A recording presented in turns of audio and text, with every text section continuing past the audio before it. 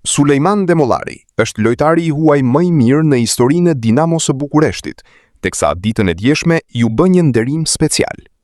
I shoqëruar nga Florentin Petre, Demolari shkelmoi topin në ndeshjen për titull kampion në Rumani, mes Dinamo Bukuresht dhe Universitati Cluj, ku Dinamo triumfoi me rezultatin 2-1.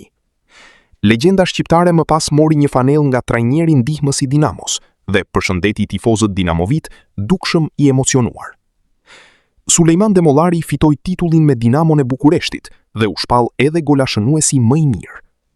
Ai ishte lojtari i parë i huaj që bëri përshtypje në futbollin rumun pas revolucionit.